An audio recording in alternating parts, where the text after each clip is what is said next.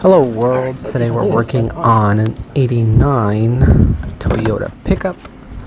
Now this is going to apply from 89 to 96, sorry 94 for both the pickup and the forerunner, especially if you have the 4x4 models. Anyways, I'm going to remove this little hub cover just so I can see what's in there and get that out of the way. So it's just one bolt that holds the axle. Now there's quite a few nuts on the other end, and it's the opposite side of the axle is studded, so you'll see when we get there. I'm just going to remove this to get out of the way. And let's get this done as quickly as possible. Okay, so 17 millimeter on one end, and I believe the nuts are also 17. I'm just going to go ahead and break them loose. Oops. As I was saying, breaking them loose. Bit of a, how do I say, they're on there pretty well.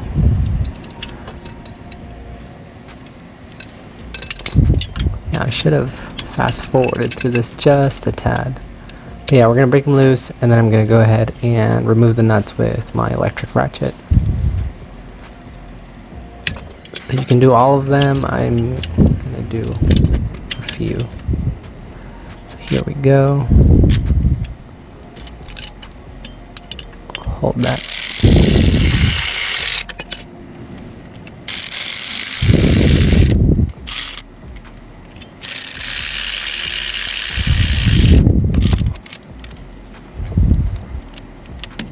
See, I broke them loose first so I can just take them off simultaneously.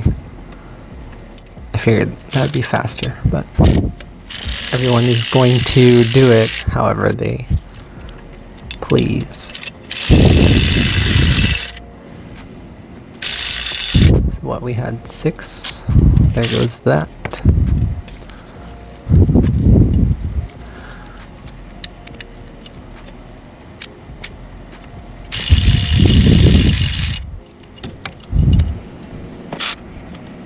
But look at that, we ran out of juice.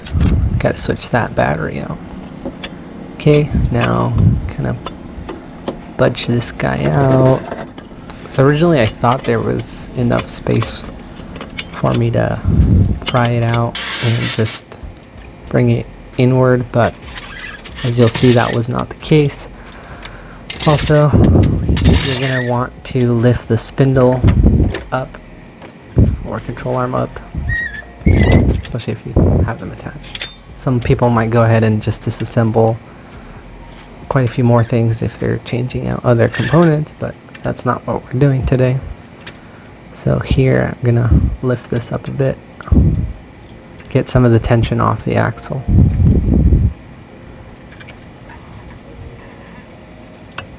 Ta-da! That allows us more wiggle room. And here you're gonna see my initial mistake as far as trying to get this booger out. You see, it's pretty, it's a bit more loose, and I thought I had enough space, but I was wrong.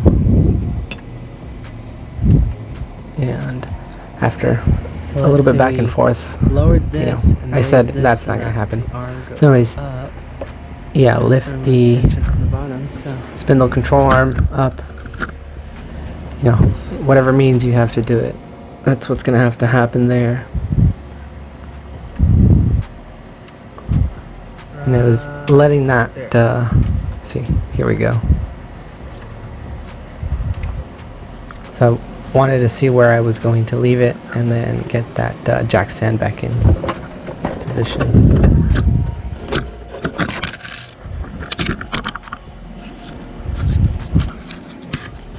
Boop. Ooh, excuse me. Nope, it's still not gonna come out. It looks like it though, I swear it looks like it's gonna come out.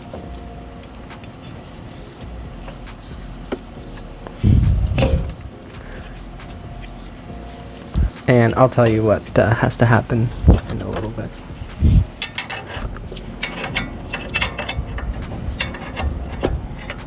Nope. See?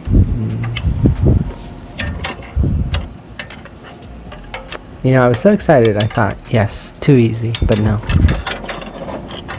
Look, it just straight out said no. Alright. Let's go ahead and go to the front of the vehicle. Okay, so what we're gonna have to do is take this off. Take the nut and bolt holding the shock absorber at the lower portion.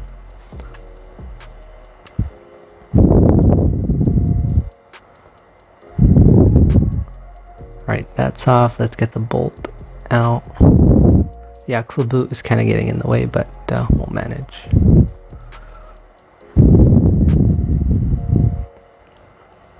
So if you do this prior to pulling out the axle, it'll be a lot easier, see? Because now it's kind of in my way and I have to wiggle it around a little bit. So don't make that mistake and just start by removing that bolt first.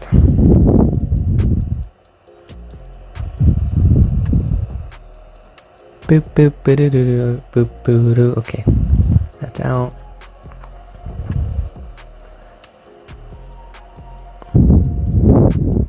Oh man, that poor bushing's all cracked up.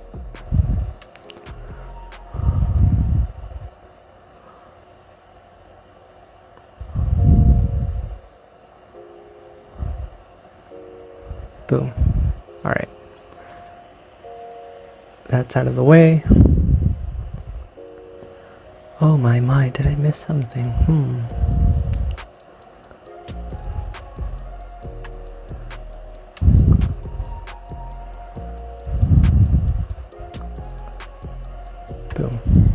Now that gives us enough that gives you enough space to move the axle out of the spindle on that side and get it out. It's one of those situations where it's that minimal amount of space that you need. It's kind of weird. Not a big deal, but you know, still. Alright. Boom, and that's out. The removal process is the same for the other side, and I'm going to go ahead and work on the installation. But yeah, thanks.